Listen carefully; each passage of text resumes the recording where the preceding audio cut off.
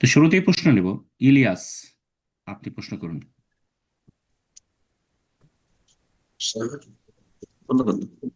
আসসালামু আলাইকুম রহমতুল্লাহ বরকাতুহু। ওয়ালাইকুম আসসালাম রহমতুল্লাহ বরকাতুহ। আমি আমেরিকা থেকে বলছি। জি, বলেন। এই দিনই কাজে আপনাকে এবং ইকরামুল ভাইকে এবং যারা আমাদের এই জুম প্রোগ্রামে বা দিনই কাজে সাহায্য করে, আল্লাহ সবাইকে আল্লাহ উত্তম প্রতিদান দান করুন, আমিন। আমিন আমিন, জাযাকুমুল্লাহ খাইর, বারাকাল্লাহ ফিক। আমাদের মহিলাদের জন্য আমরা যে মহিলারা থাকি আমেরিকাতে, আমরা তা এখানে জি, অনেক সময় দেখা যায় যে মহিলারা এই যে রমাদান মাসে এশার সলাত এবং তারাবির জন্য মসজিদে যায় সলাত আদায় করার জন্য। মহিলাদের জন্য কি মসজিদে সলাত আদায় করা, তারাবি এবং এশার সলাত এটার বেশি ফজিলত, নাকি তাদের জন্য ঘরের সলাত আদায় করাই উত্তম? একটু বুঝিয়ে বলবেন। জাজাকুমুল্লাহ খায়রান, বারাকাল্লাহ ফিক। আসসালামু আলাইকুম রহমতুল্লাহ বরকাতুহু। ওয়ালাইকুম আসসালাম রহমতুল্লাহ বরকাতুহ। বিসমিল্লাহির রহমানির রহিম, আলহামদুলিল্লাহ, ওয়াসসালাতু ওয়াসসালামু আলা রাসূলিল্লাহ। জি, বোন প্রশ্ন করেছেন গুরুত্বপূর্ণ, রমজান মাসের সাথে সম্পর্কিত, যেহেতু রমজানের আলোচনা আমরা শুরু করেছি। যে আমরা এখানে আমেরিকায় থাকি, যেখানে বোনেরা মসজিদে যান এশার সালাত পড়তে এবং তারাবি পড়তে, সেটি উত্তম না বাড়িতে পড়লে উত্তম? এই মর্মে নবী সাল্লাল্লাহু আলাইহি ওয়াসাল্লামের সুস্পষ্ট হাদিস রয়েছে, লা তামনাউ ইমা আল্লাহি মাসাজিদ আল্লাহ ওয়া বুয়ুতুহুন্না খায়রুল লাহুন।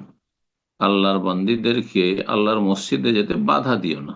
অভিভাবকদেরকে সম্বোধন করে বলছেন যে যদি তারা যেতে চায় যে মসজিদে যাব এশায়, তারাবিতে বা ফজরে, আহ, বা মাগরিবে, যদি যেতে চায় তারা, তো তাদেরকে বাধা দিও না। জি, তাদেরকে বাধা দিও না। ফরজ সালাত পড়তেও যদি যেতে চায় বাধা দিও না। অবয়ুত্তহন্না খায়রুল্লাহুন, তবে তাদের জন্য তাদের বাড়িতে সালাত আদায় করা বেশি উত্তম, বেশি কল্যাণকর। মসজিদে যে সওয়াব হবে তার চেয়ে বেশি সওয়াব পাবেন। যেমন হাদিসে রয়েছে যে যারা জামাতে সালাত আদায় করে তাদেরকে আল্লাহ 25 বা 27 গুণ দিয়ে থাকেন একাকী সালাতের চাইতে। 25 জন একজন, 25 গুণ বা 27 গুণ একজন পুরুষ জামাতে সালাত আদায় করে পায়, মহিলা যদি বাসায় পড়ে তাহলে তার চেয়ে বেশি পাবে। অবয়ুত হুন্না খায়রুল্লাহ, তাদের বাড়িতে সালাত পড়লে সেটা বেশি ভালো হইত। জি, কিন্তু যদি দেখেন যে বাড়িতে পড়লে আমি সুন্দরভাবে পড়তে পারি না, মসজিদে তারাবিটা খুব লম্বা হয়, সুন্দর হয়, তেলাওয়াত সুন্দর হয়, আর আমি এত সুন্দর কোয়ালিটির ইবাদতবন্দি করতে পারি না, তাহলে তখন বলবো যে সেখানে যান, কিন্তু পর্দার সাথে যেতে হবে, শর্ত।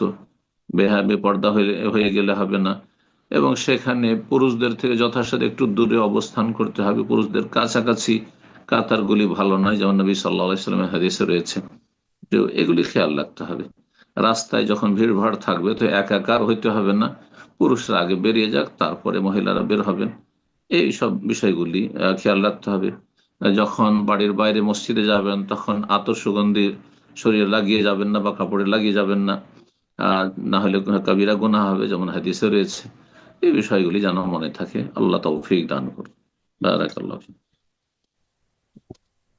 প্রশ্ন করবেন আলী ফায়াজ, আপনি প্রশ্ন করুন।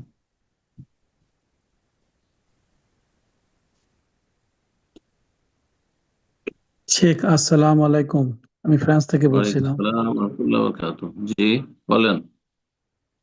আমি প্রশ্নটা এটাই, এই জাকাত সম্পর্কে, জাকাত ফিতরার সম্পর্কে। রমজান মাসে নরমালি আমরা জাকাত ফিতরাই দিয়ে থাকি, এই মাসেই সারা বছরের আমরা সিলেকশন করে থাকি। এখন হুম, আমার প্রশ্নটা হচ্ছে, এই মসজিদ কমিটিতে যে দানের টাকা পয়সা জমা হয়, এই হুম, টাকা পয়সা গুলো এরা উম, আপনার বিভিন্ন ব্যবসার ক্ষেত্রে এটা ইনভেস্ট করে। এই টাকায় কি জাকাত আসবে? ব্যবসা মানে মসজিদের ফান্ডের টাকা, বাইতুল মালের টাকা তারা জি জি, ব্যবসায় ইনভেস্ট করে। ব্যবসা ইনভেস্ট করে মসজিদ তৈরি করার জন্য। কোন মসজিদের মসজিদের মসজিদের পয়সা যাতে করে ব্যবসা বাণিজ্য করে পয়সাটাকে বাড়ানো সম্ভব হয়, এটাই না উদ্দেশ্য? না জি জি নিজের জি, স্বার্থে? হ্যাঁ। না, মসজিদ কমিটির স্বার্থে না মসজিদের স্বার্থে? মসজিদের ছাত্রে। মসজিদের স্বার্থে যদি হয়, আর ব্যবসায় যদি খাটায় টাকা, যেহেতু টাকাটা বসে আছে, তাহলে জায়েজ আছে। এবং সেটা বছর পুরা হলে তাতে জাকাত লাগবে না। জাকাতের জন্য একটি শর্ত হচ্ছে যে ব্যক্তি মালিকানাধীন হইতে হবে, বুঝতে পারছেন না? আর বাইতুল মালের মালিক আল্লাহ, কোনো বান্দা মালিক না। মসজিদের মোতাওয়াল্লিও মালিক না ওই টাকার, মসজিদ কমিটিও মালিক না। আর মসজিদের ইমাম খতিব, হ্যাঁ, কোনো আলেমও মালিক নয়। আল্লাহ যেহেতু বাইতুল বাইতুল মাল মানে বাইতুল মালিল মুসলিমের, সমস্ত মুসলিমদের সেখানে অধিকার রয়েছে, এবং সেটি মালুল্লাহ, আল্লাহ তার মালিক, এজন্য তাতে জাকাত লাগবে না। জি। যে কোনো এইরকমই দিনী প্রতিষ্ঠানে যে ব্যাংক ব্যালেন্স থাকে বা টাকা পয়সা থাকে, তাতে জাকাত লাগবে না। বারাকাল্লাহ ফিক। আমিন। জাযাকাল্লাহ খায়ের। এ পর্যায়ে প্রশ্ন করবেন সাব্বির ইসলাম, সাব্বির ইসলাম। জি, আপনি প্রশ্ন করুন।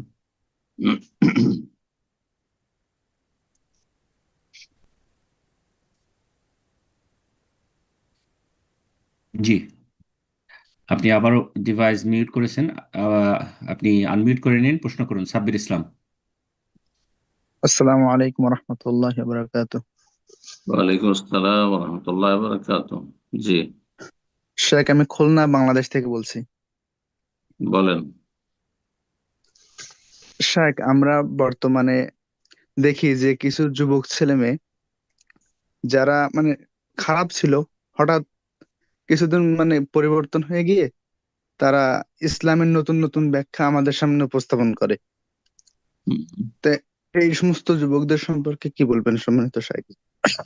যেমন যেমন যেমন নতুন কি ব্যাখ্যা পেশ পেশ করে তারা? দে একটা যেমন উদাহরণ। যেমন তারা জিহাদ করতে চায়, মানে খারেজি টাইপের আর কি, অনেকটা হুম। খারেজি এই তো, চরিত্র তাদের মধ্যে বিদ্যমান। এই ইসলামের ব্যাখ্যা, কোরআন হাদিসের ব্যাখ্যা করার অধিকার কার? জেনারেল শিক্ষিত ছেলেদের, ইউনিভার্সিটির জেনারেল শিক্ষিত প্রফেসর লেকচারারদের, ডাক্তার ইঞ্জিনিয়ারদের, না আলেমদের? আলেমদের, সম্মানিত শেখ। আলেমদের। সুতরাং এটি আহ, তাদের হস্তক্ষেপ অন্যদের অধিকারে।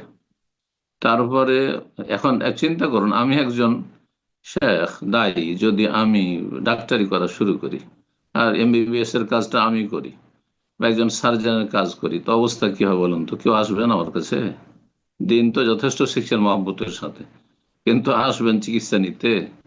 তো এত কেন মূর্খ সমাজ হবে যেসব জাহেল, হ্যাঁ, সুফাহুল আহলাম, নির্বোধ এসব যুবক, যারা হয়তো সদ্য হেদায়েত হয়েছে, বিভিন্ন পাপে জড়িয়েছিল একসময়, আল্লাহ হেদায়েত করেছে আলহামদুলিল্লাহ, কিন্তু হেদায়েত হয়ে এক গর্ত থেকে উঠে এসে টিকতে পারেনি, হ্যাঁ, আর এক গর্তে গিয়ে আছাড় খেয়ে পড়েছে। এরা হচ্ছে খারিজি, জঙ্গি। এদের অনিষ্ট থেকে আল্লাহ উম্মতকে রক্ষা করুক, দেশকে, জাতিকে, মুসলিম ভাই বোনদেরকে আল্লাহ রক্ষা করুক। কথা বুঝতে পেরেছেন? আলেম ছাড়া ইসলামের ব্যাখ্যা করা কারোর জন্য জায়েজ নয়। আলেম ছাড়া কোরআন সুন্নাহর ব্যাখ্যা করে, তারপর আলেম নিজের খেয়াল খুশি কোরআন হাদিসের ব্যাখ্যা করে, সেটিও জায়েজ নয়। তার পূর্বে আইম্মায়ে কেরাম, মুহাদ্দিসিন, ফুকাহা, তারা কি ব্যাখ্যা করেছেন তাদের ব্যাখ্যা সামনে রেখে, তার আগে সাহাবায়ে কেরাম, তাবেঈন, তারা কি ব্যাখ্যা বুঝেছেন নবী সাল্লাল্লাহু আলাইহি ওয়াসাল্লাম থেকে, সাহাবায়ে কেরাম থেকে, সেটা সামনে রেখে ইসলামের এক্সপ্লেন করতে হবে। এ ভিন্ন যদি আমিও ব্যাখ্যা করি, আয়াত হাদিসের ব্যাখ্যা করি আমার খেয়াল খুশি, অথচ সাহাবায়ে কেরামগণ সেইভাবে বুঝেননি, তাহলে আমি নিজেই গোমরাহ। এসব সাধারণ ছেলে মেয়েদের কথা তো বাদ দেন। কথা বোঝা গেছে? এই জন্য আমাদের দেশে যেসব আলেমগুলো দেখা যায় যে আগের আলেম আলমারা কি ফতোয়া দিয়েছেন দেখেন না, নিজে থেকে একটা ফতোয়া ছুঁড়ে দিলেন, এদের ফতোয়াতে অনেক গুমরাহি রয়েছে, অনেক বিভ্রান্তি রয়েছে। আছে এরকম আহলে সমাজে অনেক বক্তা, যে তারা আসলে সালাফদের কোরআন হাদিসের ব্যাখ্যাগুলিকে খেয়ালই করেন না। শেখ ইবনে বাজ কি বলেছেন, শেখ ইবনে উসাইমিন কি বলেছেন, ইমাম ইবনে তাইমিয়া কি বলেছেন, শেখ আলবানী কি বলেছেন, পরোই করে না তারা। এই জন্য তারাও পথভ্রষ্ট হয়ে যায়। তাহলে এসব যুবকদের অবস্থা কি হবে বলেন দেখি? এরা ইত্তেবাউল হাওয়া, কুপ্রবৃত্তির অনুসরণ করে, খেয়াল খুশি তারা ইসলাম সম্পর্কে কথা বলে। আল্লাহ হিদায়াত দান করুন। জি, আমিন। প্রশ্ন করবেন সাজিবুল। জি, আপনি প্রশ্ন করুন।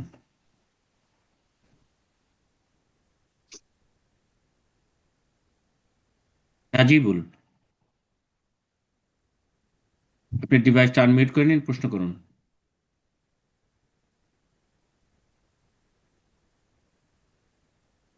এ পর্যায়ে প্রশ্ন করবেন আবু হুম। জাফর। জি, আপনি প্রশ্ন করুন। আসসালামু আলাইকুম ওয়া রাহমাতুল্লাহি ওয়া বারাকাতুহু শেখ। ওয়ালাইকুম আসসালাম রহমতুল্লাহ বরকাত। জি, জি, আমি সৌদি বলেন আরবে যেতে বলেন। আমি প্রশ্ন ছিল, একটা পার্সোনালি প্রশ্ন। সেটা হচ্ছে গেলে আমরা করি হচ্ছে গেলে এই সেলাই কাজে, দর্জির কাজ। কথাগুলো আপনার এখানে মনে ক্লিয়ার করেন, আসছে না, কথাগুলো স্পষ্ট আসছে না। বলছি আমরা দর্জির কাজ করি। আপনারা কি দর্জি? হ্যাঁ, দর্জির কাজ করি, দর্জি।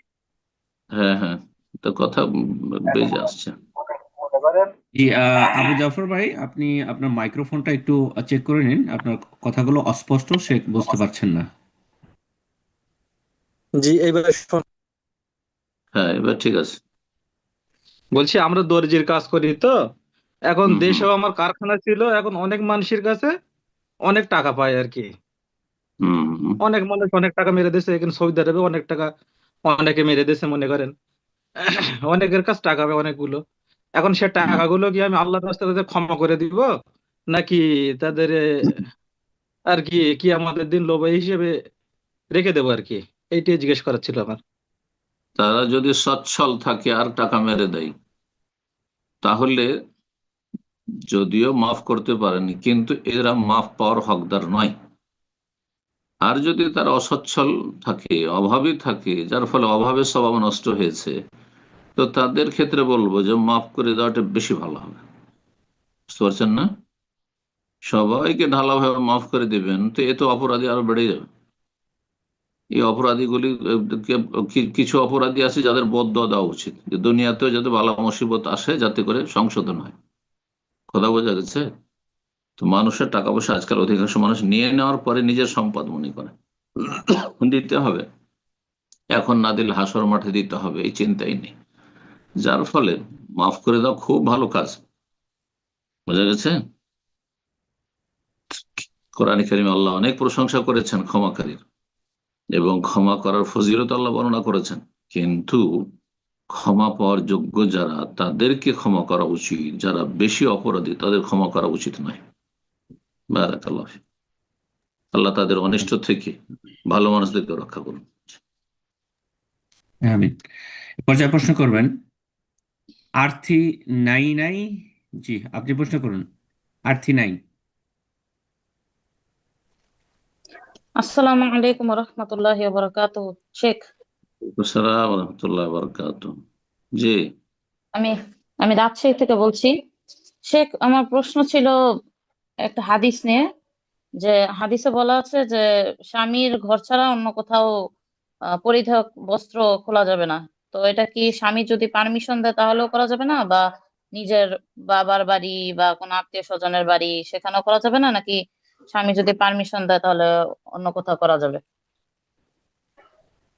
স্বামীর বাড়ি ছাড়া অন্য জায়গায় যদি কেউ নিজের কাপড় চোপড় শরীরের খুলে রাখে, তাহলে সেই ক্ষেত্রে শাস্তির কথা রয়েছে হাদিসে। জি। তো এই ক্ষেত্রে ধরেন এমন কোন জায়গায় সে শরীরের কাপড় ওড়না রেখে দিল, মাথা খুললো, চুল খুললো, অথবা হাত পা খুললো, যেখানে হয়তো অন্য লোকের দৃষ্টিগোচর হতে পারে, যারা নন মাহরাম, এই আশঙ্কার কারণে এই শাস্তি রয়েছে। যদি এই আশঙ্কা থাকে তাহলে সেখানে গুনাহগার হবে। জি। এখন আম, বোনের বাসায় গেছেন, আর সেখানে ভগ্নিপতি আছে, আর সেখানে সালোয়ার কামিজ পরে আপনি ঘোরাফেরা করছেন, ভাবছেন যে আমি সতর্কই থাকবো, কিন্তু হঠাৎ করে আপনার বোনের স্বামী বাড়িতে ঢুকলো, আপনাকে দেখে ফেললো। তো এইরকম জায়গায় জায়েজ নয়। জি। এরকম জায়গায় জায়েজ নয়, কিন্তু নিজের বাবার বাড়ি, নিজের ভাইরা আছে মাহারাম, বাবা আছে মাহারাম, বাপ মা আছে ইত্যাদি, এইরকম নিজের ছেলের বাড়িতে কোনো অসুবিধা নেই। জি। নিজের ভাইয়ের বাড়িতে কোনো অসুবিধা নেই। যেখানে মাহারাম শুধু আছে অথবা শুধু মহিলারা আছে, সেখানে শরীরের কাপড় খুলে রাখলে কোনো অসুবিধা নেই। জি। বিবস্ত্র হবে না। আর একটি বিষয় হচ্ছে যে প্রাচীন যুগে যখন মানুষরা সফর করত, রাস্তায় টয়লেট তৈরি করা থাকতো, গোসলখানা তৈরি থাকতো, যেটাকে হাম্মাম বলা হতো, মানে গরম পানির ব্যবস্থা থাকতো আর গোসলখানা থাকতো। তো এইসব জায়গায় মহিলাদেরকে বিবস্ত্র হয়ে গোসল করতে নিষেধ করা হয়েছে। জি, নিষেধ করা হয়েছে, শরীরে কাপড় রেখে গোসল করবে। জি, তো একটি আরেকটি বিষয়। জি, আল্লাহ তাআলা আলম। পর্যায়ে প্রশ্ন করবেন সাজিবুল। জি, আপনি প্রশ্ন করুন।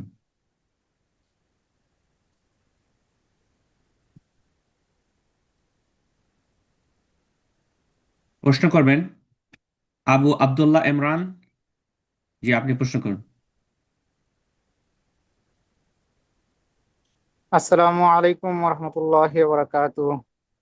ওয়ালাইকুম আসসালাম ওয়া রাহমাতুল্লাহি ওয়া বারাকাতুহু। জি, শায়েখ, আমি ওমান মাসকাত থেকে বলছি। বলেন। শায়েখ, আমার ফ্যামিলির জন্য দোয়া করবেন। আমার স্ত্রী আজকে প্রথম এই গ্রুপে অ্যাড হয়েছে মিটিং এ।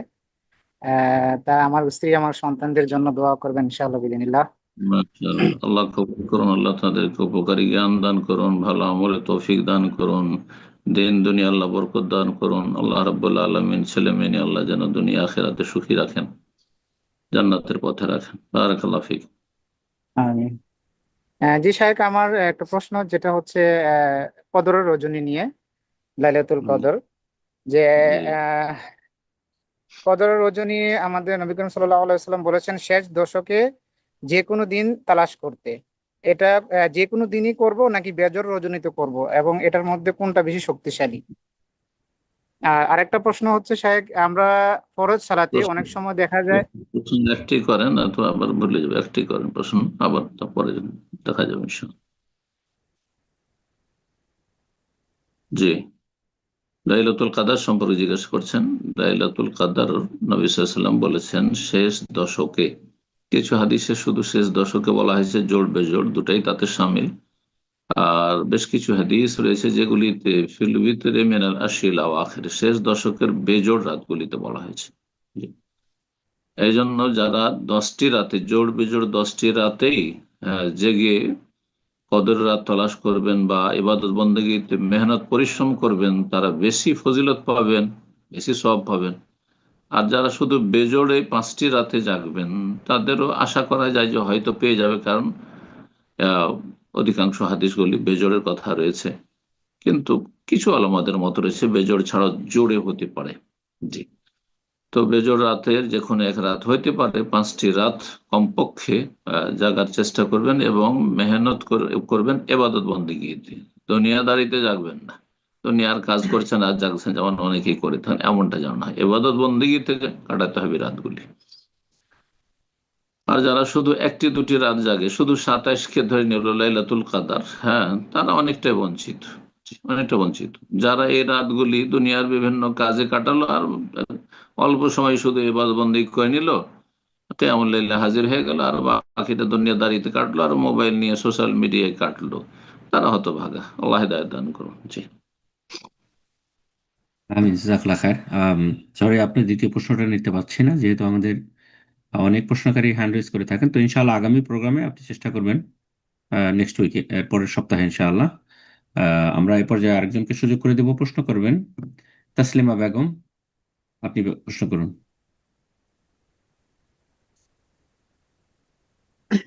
শেখ, আসসালামু আলাইকুম রহমতুল্লাহ বারাকাতুহু। শেখ সম্বন্ধে ওয়ালাইকুম আসসালাম ওয়া রাহমাতুল্লাহি ওয়া বারাকাতুহু। জি, আমরা ইউটিউবেতে আপনার অনেক ওয়াজ শুনি, কিন্তু খাওয়া দাওয়া সারাদিনই শুনি, অনেক কিছু কোথা মাসলা থেকে মাসাইল, বলছেন? কিন্তু কোথা থেকে আমি বলছেন? বর্ধমান থেকে। জি, প্রশ্ন বলেন। ইউটিউবে এই আপনার মাসলা মাসাইল সব তো শুনি, ওয়াজ শুনি, যদি খাবার জি, সময় ওগুলো শুনতে শুনতে নবী সাল্লাল্লাহু আলাইহি সাল্লামের নাম এলো, তখন আমরা খেতে খেতে সাল্লাল্লাহু আলাইহি সাল্লাম বলবো, আমিন বলবো, এগুলো বলা চলবে? হ্যাঁ হ্যাঁ, অবশ্যই।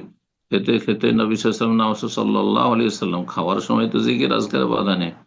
কানা রাসূলুল্লাহ ইয়াযকুরুল্লাহ আলা কুল্লি আহইয়ানি, সহিহ মুসলিমের হাদিস। রাসূলুল্লাহ সাল্লাল্লাহু আলাইহি ওয়াসাল্লাম সর্বদা আল্লাহর জিকির করতেন, আল্লাহকে স্মরণ করতেন। আর দরুদ পাঠ করা সাল্লাল্লাহু আলাইহি ওয়াসাল্লাম, এটি আল্লাহর জিকির। আল্লাহর কাছে নবী সাল্লাল্লাহু আলাইহি ওয়াসাল্লাম রহমত বরকত চাইছেন। বোঝা গেছে না? তো সবকিছু করবেন। জি, খাওয়ার সময় আলহামদুলিল্লাহ বলছেন না, খাচ্ছেন মাঝে মাঝে আলহামদুলিল্লাহ বলছেন, যাই কোনো অসুবিধা নেই, সেটা সুন্নাত না মনে করে। আল্লাহ নিয়ামতের কথা স্মরণ হলো, তো আলহামদুলিল্লাহ পড়ছেন মাঝে মধ্যে, কোনো অসুবিধা নেই। আস্তাগফিরুল্লাহ পড়েন, জায়েজ আছে, ঠিক ওই রকমই সাল্লাল্লাহু আলাইহি ওয়াসাল্লাম বলবেন। নবীর নাম আসলে সাল্লাল্লাহু আলাইহি ওয়াসাল্লাম বলবেন খাওয়ার সময়। খাওয়ার সময় সালাম দেওয়া যাবে, খাওয়ার সময় সালাম নেওয়া যাবে, এগুলো বেদাতীদের কথা, যে খাওয়ার সময় সালাম দেওয়া যাবে না, সালাম নেওয়া যাবে না। জি, জাযাকাল্লাহ খায়ের। এই পর্যায়ে প্রশ্ন করবেন এমডি আলভি। জি, আপনি প্রশ্ন করুন। জি, আসসালামু আলাইকুম শেখ। ওয়ালাইকুম আসসালাম ওয়া রাহমাতুল্লাহি ওয়া বারাকাতুহু। শেখ জি, গাজীপুর বাংলাদেশ থেকে বলছিলাম। বলেন। শেখ আমি হচ্ছি জেনারেল স্টুডেন্ট, তো মাযহাব এবং মানহাজের ব্যাপারে আমি তেমন কিছু জানতাম না। তো আলহামদুলিল্লাহ জানার এবং বোঝার পর আমি আপনি সহ বাংলাদেশের সহিহ আকীদা ও সালাফি মানহাজের অনুসারী আলেমদের ফলো করছি এবং আকীদা ঠিক করার জন্য উসুলুল ঈমান নামে একটি বই পড়ছি। এখন শেখ আমার প্রশ্ন হলো, আমার অন্যান্য মুসলিম ভাইকে হকের দিকে দাওয়াত দেওয়ার ভূমিকা আমার ক্ষেত্রে কেমন হবে এবং নিজের ইলমের জন্য আমি কি কি করতে পারি? জাযাকাল্লাহ খায়ের। নিজের এলমের জন্য ভালো আলেমদের কাছ থেকে কিছু দর্শ নিতেই থাকবেন, শুধু নিজের সেলফ স্টাডি করে এলেম নেবেন না, তাতে ভুল ভ্রান্তি বিভ্রান্তির সম্ভাবনা বেশি। আপনি যে কোনো ভালো ওস্তাদের দার্সে মাঝে মধ্যে বসবেন, সপ্তাহে একবার কমপক্ষে, বা মাসে একবার, মাসে 2বার বসবেন। আর যদি সপ্তাহে 2 দিন 3 দিন 4 দিন সম্ভব হয়, সেটা আরো ভালো। আকিদা হাদিস ফিকহের হাদিস দার্সগুলোতে বসবেন, সরাসরি আল ইলমু বিত্তালাক্কি। ওলামারা বলেছেন যে এলম হাসিল করতে হবে ওস্তাদের মুখ থেকে, ওস্তাদের কাছ থেকে। আর কিতাব থেকে এলম হাসিল যারা করে তাদের বিভ্রান্তির সম্ভাবনা বেশি থাকে, ভুল ভ্রান্তি বেশি হয়ে থাকে। আপনি কিতাব পড়ুন, কিন্তু তার সাথে আপনি দিক নির্দেশনা নেবেন ওস্তাদের কাছে। জি, ওস্তাদের সাথে আপনি যোগাযোগ অবশ্যই রাখবেন, বা দার্সে মাঝে মাঝে বসবেন। জি, আর মানুষকে দাওয়াত দেবেন কিভাবে? দাওয়াত দেওয়ার আগে এলম হাসিল করেন। প্রথম থেকে দাওয়াত দেওয়া শুরু করতে হবে না, আপনার দাওয়াত দেওয়ার পদ্ধতি হবে আপনার ওস্তাদদের সাথে তাদেরকে সম্পৃক্ত করা। আপনি যে ওস্তাদের কাছ থেকে এলম হাসিল করছেন তাদের সাথে তার যোগাযোগ করিয়ে দেন, তাদের চ্যানেলগুলি তাদেরকে দিয়ে দেন, যে এগুলো থেকে শোনেন, এগুলো থেকে আপনি ওনার দার্স অমুক জায়গায় হয়, ওনার দার্সে হাজির হন, এইভাবে। জি, সাথে করে নিয়ে যাবেন, এটা সবচেয়ে ভালো দাওয়াত দেওয়ার তরিকা। বা ওস্তাদের কোনো বক্তব্য আছে যে বিষয়টি তার জানা প্রয়োজন, সেটা পাঠিয়ে দেবেন আপনি নিজের ভাষায় না বললে। এতে হবে আপনি নিরাপদ থাকবেন ভুল ভ্রান্তি থেকে। আর সীমিত আকারে যে বিষয়গুলি আপনি খুব স্পষ্টভাবে জানছেন, সেগুলি সাধারণ মানুষ যারা যারা একবার প্রাথমিক পর্যায়ে রয়েছে তাদেরকে আপনি দিনের কথা বলতে পারেন। জি, কিন্তু এমন বিষয় বলবেন যে বিষয়গুলি খুঁটিনাটি বিষয় নয়, জটিল বিষয় নয়, বরং সাধারণ বিষয়, স্পষ্ট বিষয়। আর সে বিষয়গুলি আপনি ভালোভাবে মানুষের সামনে পেশ করতে পারবেন। জি, ভুল হওয়ার আশঙ্কা তাহলে মোটেই যাবেন না ওগুলোতে, ফতুয়াতে মোটেই যাবেন না, হালাল হারাম করায় মোটেই যাবেন না, আকীদার বিষয়ের সূক্ষ্ম বিষয়গুলোতে যাবেন না, মানহাজের সূক্ষ্ম বিষয়ে ঢুকতে যাবেন না, ইত্যাদি। জি, আপনার দাওয়াত দেওয়ার তরিকা যেমন বলছি, আবার বলছি, আপনার ভালো ওস্তাদদের সাথে সম্পৃক্ত করে দেবেন ওই সব ভাই বোনদেরকে। বারাকাল্লাহ ফিক। প্রশ্ন করবেন শাহিদ এস কে। জি, আপনি প্রশ্ন করুন। আসসালামু আলাইকুম ওয়া রাহমাতুল্লাহি ওয়া বারাকাতুহু। ওয়ালাইকুম আসসালাম ওয়া রাহমাতুল্লাহি ওয়া বারাকাতুহু। কেমন আছেন? জি, আলহামদুলিল্লাহ। কোথা আমার থেকে প্রশ্নটা, আমি মুর্শিদাবাদ থেকে বলছি। বলেন? জি, আমার ছোট ছোট দুটো প্রশ্ন আছে, প্রশ্ন দুটো নিতে হবে ইনশাআল্লাহ। একটা বলেন, দেখলেন তো যে এক ভাইকে পারমিশন দেওয়া হলো না, একটা করে বলেন, অনেক ভাইয়ের লাইনে থাকে, বোনেরা লাইনে থাকে। জি, মানে অসুবিধা নেই, একটা বলেন, ইনশাল্লাহ হয়তো অন্য অন্য ভাই প্রশ্ন করে নিবে, আপনার প্রশ্ন উত্তর হয়ে যাবে। আমার লেকচার শুনলে প্রায় প্রশ্ন উত্তর পেয়ে যাবেন ইনশাআল্লাহ। যে যারা প্রশ্নটা নিয়মিত আমার হলো লেকচার যে, শুনে প্রশ্ন উত্তর ওখান থেকে পেয়ে যায়, জি জি, যে প্রশ্নটা অনেকে হলো যে বলেছেন। আহ, জি, এখনকার আম আম দিনের চাইতে, মানে সামনে রমজান মাস আসছে, তো অনেক আলেমের মুখে শুনেছি যে আহ, অন্য মাসের চাইতে রমজান মাসের সওয়াব সবচাইতে বেশি। তো দানের বিষয়টা, যে দান যদি আমরা এই মাসে করি তাহলে কি, যেমন শুনেছি যে এই মাসে যদি 1 টাকা দান করি তাহলে 1 টাকারই সব পাওয়া যায়, যেরকম আল্লাহ তাআলা দিবে সেরকম। আর রমজান মাসে যদি 1 টাকা দান করি তাহলে 70 গুণ বেশি নাকি পাওয়া যায়, এটা কি কতটুকু মানে সঠিক যদি বলতেন? 70 গুণ পাওয়া যায়, হাদিসটি জয়ীফ, সহিহ নয়, মুনকার হাদিস। হ্যাঁ, ইবনে খুজাইমার হাদিস, হাদিসটি অত্যন্ত দুর্বল। বাকি পাওয়া যায় বেশি ফজিল রমজান মাসের ইবাদত বন্দেগী, রমজান মাসের নফল ইবাদত বন্দেগী বা ফরজ ইবাদত বন্দেগী আর অন্য মাসের সব বেশি আছে রমজানে।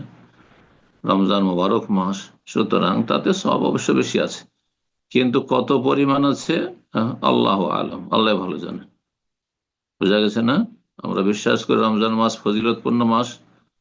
হ্যাঁ, তো এই ফজিলতপূর্ণ মাসে ইবাদতবন্দি করলে সব বেশি রয়েছে, কিন্তু 70 গুণের কথা যারা বলবে তারা ভুল বলবে। জি, জাল কথা। জি, বারাকাল্লাহ ফিক। করবেন রাজিয়া খাতুন, জি আপনি প্রশ্ন করুন।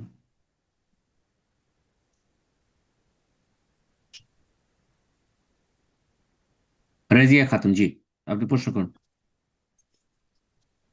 আসসালামু আলাইকুম রহমতুল্লাহ বারাকাতুহু। সম্মানিত স্যার, ওয়ালাইকুম আসসালাম রহমতুল্লাহ বারাকাতুহু। বলেন কোথা থেকে? আমি হুগলি জেলার আরামবাগ থেকে বলছি। জি, প্রশ্ন। আমার প্রশ্ন হলো যে আল্লাহুম্মা আজিনা মিনান নার, এই দোয়াটা কোন সময় পড়তে হবে? কোন ফরজ নামাজে, না কোন সময়, সকাল সন্ধ্যে, কখন পড়তে হবে? যে কোনো সময় এই দোয়া পড়ার নির্দিষ্ট কোনো সময়, যে কোনো সময় পড়তে পারেন আপনি। চলতে ফিরতে উঠতে বসতে পড়তে পারেন, যে কোনো সময় পড়তে পারেন। হ্যাঁ, সকাল সন্ধ্যার জিকির সম্পর্কে এই হাদিস এর বিষয় নয়। কিন্তু আল্লাহ আজিনি মিনান নার, আল্লাহ জাহান্নামের আগুন থেকে আমাকে রক্ষা করো, আল্লাহ আমাকে জাহান্নাম থেকে রক্ষা করো, যে কোনো সময় বলতে পারেন, 3 বার করে বলবেন। জি, নবী সাল্লাল্লাহু আলাইহি ওয়াসাল্লাম যে কোনো দোয়া করলে অধিকাংশ ক্ষেত্রে 3 বার বলতে, 3 বার পড়বেন। আল্লাহ তখন জাহান্নাম আল্লাহকে বলবে যে আল্লাহকে রক্ষা করো। জি, পর্যায়ে প্রশ্ন করবেন আব্দুল্লাহ, জি আপনি প্রশ্ন করুন। আসসালামু আলাইকুম শেখ। ওয়ালাইকুম আসসালাম বাংলা- রহমতুল্লাহ বারাকাতুহু। বাংলাদেশ জি, থেকে। শেখ, বলেন প্রশ্ন প্রশ্ন। হলো, ইফতারের শেষে একটি দোয়া আছে, তো ওইটা আপনি এক জায়গায় বলেছেন যে কি জাহাবাজ দোয়া? জমাও। জাহাবাজ জাম্মা মানে পিপাসা দূর হয়েছে, এই জন্য ইফতারির জি শেষে শেখ। বলতে হবে, এটা তো হাদিসে নাই। কানা ইজা আফতারা, যখন ইফতার করতেন, দাদা বোঝা গেছে? ইফতার জি শুরু শেখ, করতেন তখন বলতে পারে, আবার খেজুর খেয়ে পানি খেয়েও বলতে পারে, কোনো অসুবিধা নেই। জি, এই দোয়াটি কথা তো এক জায়গায় বলেছেন যে জাহাবাজ জমাও, অন্য হুম একটা লেকচারে আপনি বলেছেন যে জাহাবাজ জমা হবে উচ্চারণ। শেখ, জামা, হ্যাঁ এই শুদ্ধ বিষয়টা জামা। ক্লিয়ার করবেন। জি জি, জাহাবাজ জামা এটাই শুদ্ধ। জি, ওইটা আগের হয়তো আলোচনা ছিল। জি, জামা মানে হচ্ছে পিপাসা। ঠিক আছে, জাহাবাজ জামা। মদ নাই, কাসরাজ, হামজা। জি, এ পর্যায়ে প্রশ্ন করবেন মোহাম্মদ শাহিন আলম, জি আপনি প্রশ্ন করুন।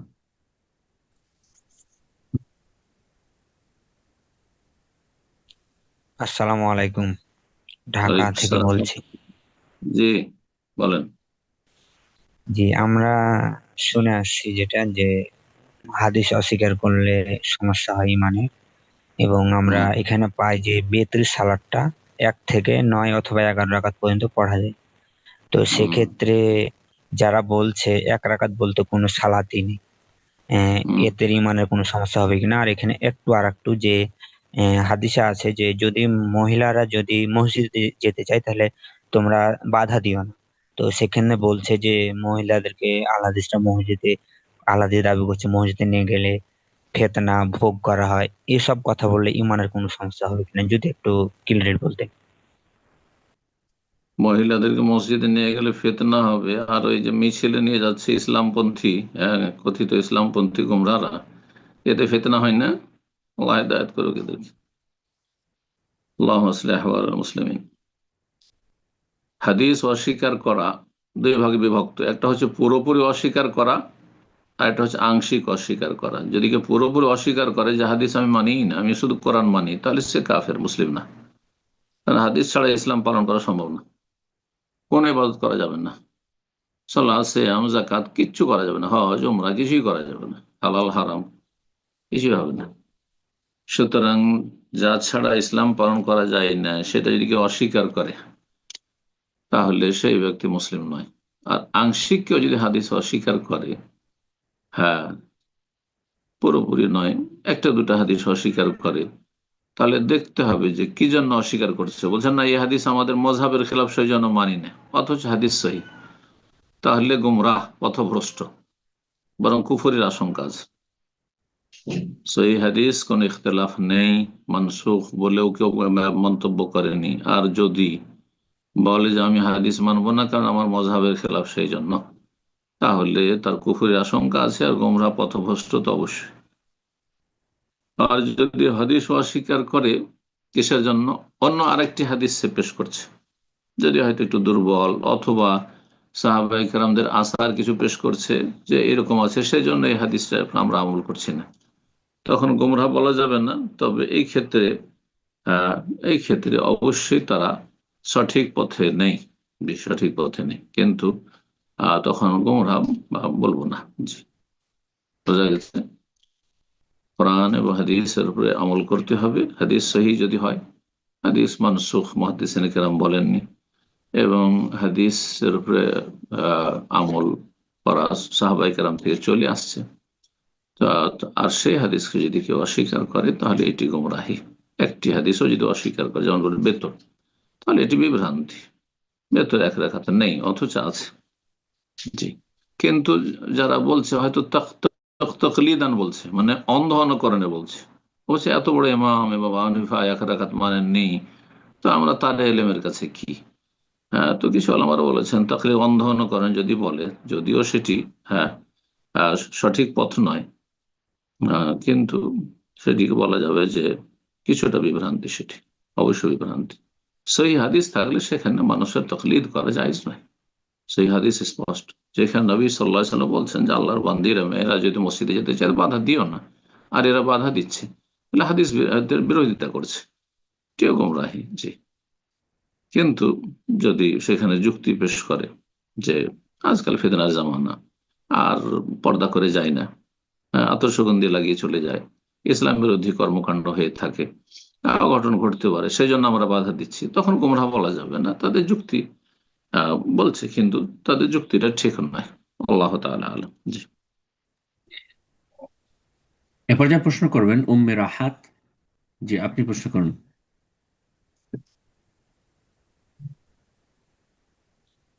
উম্মে রাহাত, জি আপনি প্রশ্ন করুন। আসসালামু আলাইকুম ওয়া রাহমাতুল্লাহি ওয়া বারাকাতুহু। ওয়ালাইকুম আসসালাম ওয়া রাহমাতুল্লাহি ওয়া বারাকাতুহু। জি, শেখ ভালো আছেন? জি, কোথা থেকে বলছেন? শেখ আমি বাংলাদেশ থেকে বলছিলাম। বলেন প্রশ্ন। শেখ আমার প্রশ্ন হলো যে আমার ছেলে ওমান থাকে, তো ওই দোকানে আর কি হুন্ডি এই বিকাশে টাকা পাঠায়, মানে ব্যবসা করে, বিকাশ নাম্বার দেয়, যারা টাকা দেয় আর কি ওই নাম্বারটা দিয়ে দেয় এখানে, তো এখান থেকে ওই টাকাটা আবারও আমার ভাই আবারও ওই নাম্বারে পাঠায় দেয়। তাই প্রায় হয়তো ওই টাকা অ্যামাউন্ট যদি বেশি হয়, 4 লক্ষ 5 লক্ষ ওরকম হইলে, তো ওই টাকাটা আবার ব্যাংকের মাধ্যমে পাঠায়। তাই ব্যাংকে ওই 4 লক্ষ টাকার ভিতরে 10,000 টাকা আর কি বেশি দেয়। ওই টাকাটা কি আমার কি হালাল নাকি হারামি একটু জানার ছিল। ব্যাংকের মাধ্যমে টাকা গেলে ব্যাংক বলছে যে আমাদের মাধ্যমে টাকা পাঠালে আমরা 1 লাখে এত টাকা দেব, সেটা তাদেরকে বোনাস হিসাবে দেবো, তো এটি সুদ নয়, জায়েজ আছে, সুদ নয়, জায়েজ আছে। জি, জাযাকাল্লাহ খায়ের। প্রশ্ন করবেন আরাফাত হোসেন। জি, আপনি প্রশ্ন করুন। আসসালামু আলাইকুম শেখ, আমি সিলেট থেকে আরাফাত বলছিলাম। ওয়ালাইকুম আসসালাম ওয়া রাহমাতুল্লাহি ওয়া বারাকাতুহু। জি, বলেন। শেখ, আমি যে বিষয়টা বলতে চাই, একজন ভাই আমার মাধ্যমে আপনার নিকটে জানতে চেয়েছেন যে তিনি খুব দুঃখ কষ্টের মাঝে কি আছেন বর্তমানে পারিবারিক ভাবে। তো কষ্টের মধ্যে থাকাকালীন উনি একসময় মনে মনে কি আল্লাহকে গালি দিয়ে ফেলেন মনে মনে। তো সেটা মুখে কখনোই নয়, মনে মনে উনি সেটা হয়ে যায় আর কি, গালি দেওয়া হয়ে যায়। তো মুখে বলার আগেই তিনি সেটা থেকে সরে আসেন। এখন তিনি পেরেশানির মধ্যে আছেন, এটার কারণে কি কোনো কুফরি হবে নাকি কোনো সমস্যা হবে, না ইমামের কারণে যাবে? কুফরি যদিও হয় তো তার তওবার রাস্তা খোলা আছে না, নেই? ধরেন একজন কুফরি কথা বলেছে বা কাফের হয়ে গেছে, তো তার সমাধান নেই। সমাধান হচ্ছে তওবা করে ফিরে আসা। তওবা করে নি, ওয়াসওয়াসা কেন? আমি বলছি যে আপনাদের ওয়াসওয়াসা আছে। হ্যাঁ, এই ওয়াসওয়াসা থেকে মুক্ত হইতে হবে। ওয়াসওয়াসা শয়তানের রাস্তা, শয়তানের রাস্তা, শয়তানকে সুযোগ দিচ্ছে। যেখানে আল্লাহ আবু জাহাল, আবু লাহাব, উতবা, সাইবা, রাবিয়াকে তওবার দাওয়াত দিয়েছেন। হ্যাঁ, যারা তৃতীয়বাদের মুশরিক তাদেরকে দাওয়াত দিয়েছেন। বহুত্ববাদী যারা তাদেরকে দাওয়াত দিয়েছেন। আফালা ইয়াতুবুনা ইলাল্লাহি ওয়া ইয়াস্তাগফিরুনা।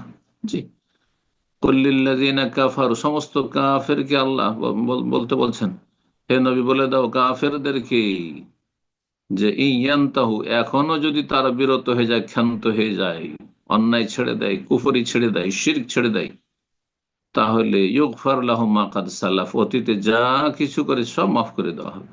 কোরআনের আয়াত এগুলো। তো যদি কেউ আল্লাহকে গালিও দিয়ে থাকে আর তওবা করে নেয়, তো আল্লাহ মাফ করবেন।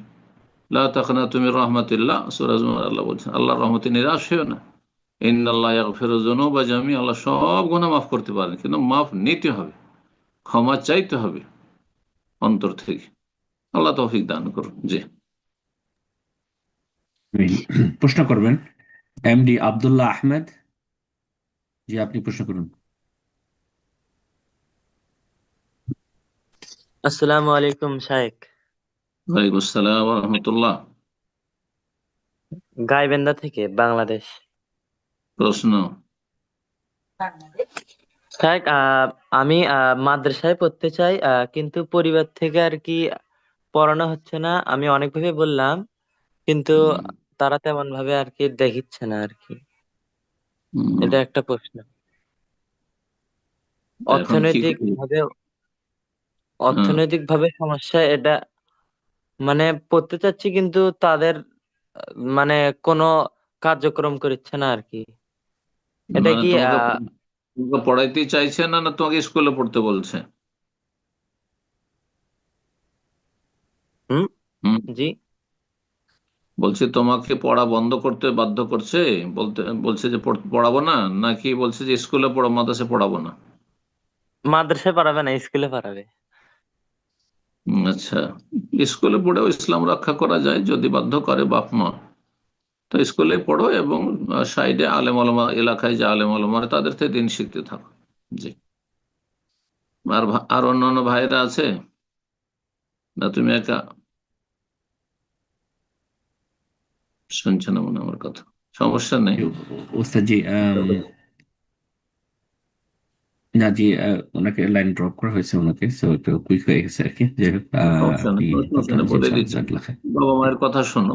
বাবা মা কোনো নাজায়েজ কাজ করতে বলেনি, স্কুলে পড়তে বলেছে, নাজায়েজ কাজ বলেনি, জায়েজ বলেছে। তার চাইতে উত্তম ছিল, বরকতের কারণ ছিল, দিনই শিক্ষার সুযোগ দিত। কিন্তু দিনই শিক্ষার জন্য বাপ মায়ের নাফরমানি করে চলে যাবে স্কুলে, যে আমি স্কুলে পড়বো না, এটা ঠিক হবে না। বাপ মায়ের কথা শুনতে হবে। হ্যাঁ, বাপ মা যদি বলে যে কোনো হারাম কাজ, নাজায়েজ কাজ করতে, তখন শোনা যাবে না, তখন আরো ফালা আততেহম, আল্লাহ বলেছে, তাদের কথা মানবেন। বাপ মা যদি ফজরে উঠবে না, পরীক্ষা আছে, রাত জেগেছে, ফজরে উঠবে না, তখন শোনা যাবে না। বাপ মা যদি বলে স্কুলে যাচ্ছ, রমজানের রোজা রাখিও না, তখন ছুঁড়ে ফেলে দিত বাপ মায়ের কথা, তখন শুনতে হবে না। আর স্কুলে পড়তে বলছে, জায়েজ কাজ বলছে, অসুবিধা নেই, স্কুলে পড়ে ইমান রক্ষা করেছে, বহু মানুষ রয়েছে ইমানদার। জি, আল্লাহ হেদায়েত রাখুন এবং তোমার মনের আশা আল্লাহ পূরণ করুন। বারাকাল্লাহ ফিক। প্রশ্ন করবেন আল আমিন। জি, আপনি প্রশ্ন করুন।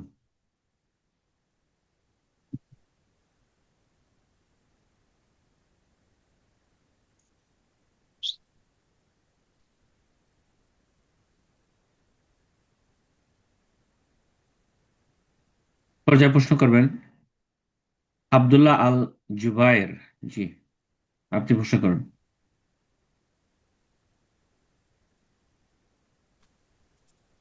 আসসালামু আলাইকুম রহমতুল্লাহ। ওয়ালাইকুম আসসালাম ওয়া রাহমাতুল্লাহি ওয়া বারাকাতুহু। বাংলাদেশ ফেনী থেকে বলতেছি শাইখ। প্রশ্ন করেন।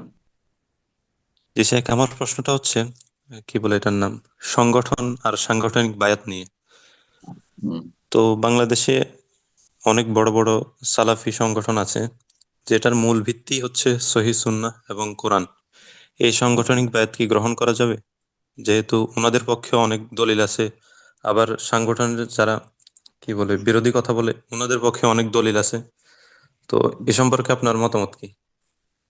সংগঠন তো ঠিক আছে যদি আল্লাহ সন্তুষ্টির জন্য হয়, আর সেখানে বিভক্তি আর কলহ আপোষে না থাকে, হ্যাঁ, অন্যের সাথে শত্রুতা বিদ্বেষ না থাকে, গীবত হারাম ইত্যাদি সব না থাকে, কাউকে ঠেকানো এসব না থাকে, পরস্পর সহযোগী হয়ে সংগঠন করলে কোনো অসুবিধা নেই। কিন্তু সাংগঠনিক বায়াত হ্যাঁ হাদিস সম্মত নয়, বায়াত থেকে বেঁচে থাকবেন। জি, বারাকাল্লাহ। আমিন। প্রশ্ন করবেন মুন্না, আপনি প্রশ্ন করুন। আসসালামু আলাইকুম ওরহমতুল্লাহি ওবরকাতু। ওয়ালাইকুম সালাম ওয়া রাহমাতুল্লাহি ওয়া বারাকাতুহু। জি, জি, আমি দিনাজপুর থেকে বলছিলাম। বলেন। জি, আলহামদুলিল্লাহ, অনেকদিন পর আমি সময় জুমে সবসময় আপনার ক্লাসে আসি, কিন্তু কখনো কথা বলার আমার সময় হয় না ওস্তাদজি। আমি এইভাবে পাই না, আজকে পেয়েছি আলহামদুলিল্লাহ। ওস্তাদজি, আপনাদের কাছ থেকে আমরা যে দিন শিখছি, এটা আমরা যখন আমাদের গ্রামে সমাজে এই হাদিস এবং বিদআতগুলোর বিষয়ে যখন কথা বলছি, তা অনেক হুজুর, তারপর আমাদের দাদার বয়সী মানুষেরা তারা এগুলো প্রত্যাখ্যান করছে এবং বিষয়গুলো মানতে নারাজ। তো যখন আমরা বিষয়ে ইমাম আবু হানিফার কথা বলছি আমাদেরকে, আমরা তখন বলেছি যে তার কথাও ভুল হতে পারে। তো তার বিষয়ে তার ছাত্র আপনি বলেছিলেন আবু ইউসুফ এবং মুহাম্মদ তার হাদিসের অনেক বিরোধিতা করেছে। তো বিষয়গুলো ইমাম বুখারী মুসলিমের কথা যখন আমরা বলছি, তারা বলছে যে ইমাম আবু হানিফার বুখারী কি তার বড় না তার ছোট? তো এই বিষয়ে তারা ঝগড়াঝাটি, ফিতনা ফাসাদ এরকম ভাবেই লাগে থাকতেছে। তো আমি চাচ্ছি যে ওস্তাদজি আপনি বিষয়টা ক্লিয়ার করেন যে আমাদের কাছে যে বুখারী মুসলিমগুলো আছে তাওহীদ পাবলিকেশনের, তা আমরা যে আপনাদের কাছে শুনে পড়ছি, তো এখন ইমাম আবু হানিফার যে বিষয়গুলো তারা যে অন্ধ তাকলিদ করছে, এই বিষয়ে ইমাম আবু হানিফার হাদিসগুলো কি যেই সাহাবীদেরকে পেয়েছেন, তারা কি আসলে ওই হাদিসগুলো ইমাম আবু হানিফার যে সত্যতা কতটুকু, যে কোন কোন সাহাবী? ইমাম আবু হানিফা রাহিমাহুল্লাহ কোন সাহাবী থেকে ইলম হাসিল করেননি। জি ওস্তাদজি। তাবেঈনদের থেকে ইলম হাসিল করেছেন। ইমাম আবু হানিফা হাদিস সম্পর্কে চর্চা তেমন বেশি করেননি, ফিকহের চর্চা বেশি করেছেন। ইমাম আহমদ, ইমাম বুখারী, মুসলিম, আবু দাউদ, নাসাই, তিরমিজি, ইবনে মাজাহ তারা হাদিসের চর্চা অনেক বেশি করেছেন। বোঝা গেছে? এসব তুলনা করে লাভ নেই। যারা বলবে যে ইমাম বুখারী মুসলিম বড় না ইমাম আবু হানিফা বড়, আগে হইলেই যদি বড় হয়ে যায়, তাহলে ইমাম আবু হানিফার আগে যেসব আইম্মা কেরাম তাবেঈন এসেছেন তারা কোন মযহাবে ছিলেন? ইমাম জোহরি কোন মযহাবে ছিলেন? ইবনে সিরিন কোন মযহাবে ছিলেন? হাসান বাসরি কোন মযহাবে ছিলেন? কথা বোঝা গেছে না? সাঈদ ইবনে মুসাইয়িব কোন মযহাবে ছিলেন? তারপরে চার খলিফা কোন মযহাবে ছিলেন? তো ওদের সাথে তর্ক করিয়েন না, ওদের সাথে তর্ক করে, জাহেলদের সাথে তর্ক করে লাভ নেই। খুযিল আফওয়া ওয়া'মুর বিল উরফি ওয়া'রিদ আনিল জাহিলিন। আল্লাহ বলছেন যে মানুষকে ক্ষমা দৃষ্টিতে দেখো, ওরা বেয়াদবি করবে, উল্টো পাল্টা কথা বলবে, ক্ষমা দৃষ্টিতে দেখো, উপেক্ষা করো। ওয়া'মুর বিল উরফি, ভালো কথা বলতে থাকো, ভালোভাবে নরম ভাষায় আদবের সাথে ভালো কথা বলতে থাকবে। ওয়া'রিদ আনিল জাহিলিন, আর মূর্খদেরকে এড়িয়ে চলো, ইগনোর করো। ওয়াহাউলা মিনাল জাহিলিন, আর এরা বিদাতি মুরব্বীরা এবং বেদাতি মুসলিম মৌলভী সমাজ, হুজুর সমাজ, এরা হচ্ছে জাহেলিন। সুতরাং এদেরকে এড়িয়ে চলতে হবে, ওদের সাথে তর্কে জড়াতে হবে না। তর্ক কোনোদিন সমাধান নয়। জেনারেল শিক্ষিতদেরকে হেদায়ত করার চেষ্টা করবে, কাঠমোল্লাগুলোকে হেদায়ত করা মুশকিল খুব। কিন্তু বোঝা গেছে না? কারণ তাদের মধ্যে আত্ম অহংকার আছে। আমাদের মাদ্রাসায় পড়েছি, তোমরা তারা হয়তো মাদ্রাসায় পড়োনি, আর পড়লেও হয়তো তারা নিজেকে সিনিয়র মনে করছে। সুতরাং ওদের সাথে তর্কে জড়াতে যাবে না। তর্ক কোনোদিন হক পৌঁছে দেওয়ার সমাধান নয়। আল্লাহ হেফাজত করে সব থেকে, ফিতনা ফাসাদ থেকে। ভালোভাবে বলবে, তারপরে হক কথা বললে বিরোধী থাকবে। ওয়াকাযালিকা জাআলনা লিকুল্লি নাবিয়্যিন আদুওয়ান, আল্লাহ প্রত্যেকের নবীর শত্রু ছিল, বিরোধী ছিল। শায়াতিনের ইনস ওয়াল জিন, মানুষ শয়তান জিন শয়তান থাকবে, বিরোধী থাকবে। তো নবী আম্বিয়া রসুলগণের বিরোধী ছিল, সাহাবাই কেরামদের শত্রু ছিল, এখনো সাহাবাই কেরামদের শত্রু আছে রাওয়াফিজ শিয়ারা। কথা বোঝা গেছে না? তো ওই রকমই হকের শত্রু থাকবে সবসময় বিদআতপন্থীরা, সুফিরা। আল্লাহ হেদায়েত করুক তাদেরকে। বারাকাল্লাহ ফিক। জি আমিন উস্তাজি, সময় একদম শেষ হয়ে গেছে যদিও, তারপরে আল আমিন ডিভাইসটা আনমিউট করেছেন, সংক্ষিপ্ত আকারে প্রশ্ন করেন ইনশাআল্লাহ। এই প্রশ্নের মাধ্যমে আজকে প্রোগ্রাম শেষ হবে ইনশাআল্লাহ। জাযাকাল্লাহ খায়ের। আল আমিন, আপনি প্রশ্ন করুন।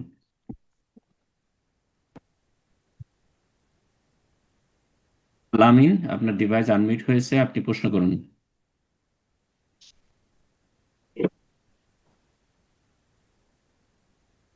আসসালামু আলাইকুম।